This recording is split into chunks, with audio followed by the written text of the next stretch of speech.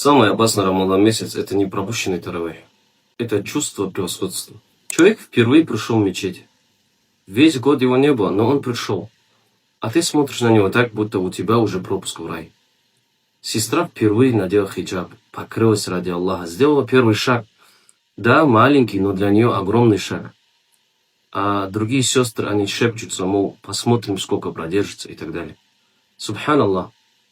Ты радуешься, когда человек делает шаги в сторону Аллаха, или же тебе больно, что он становится ближе к Аллаху? Кто сказал, что этот наш брат или сестра уйдет после Рамадана?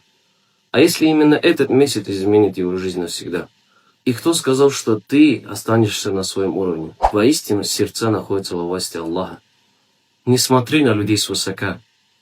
Высокомерие, гордость, она погубила того, кто был из джиннов и поклонялся Всевышнему на протяжении 1000 лет.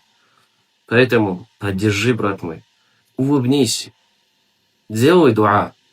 Возможно, именно этот рамадановский мусульманин окажется лучше нас всех.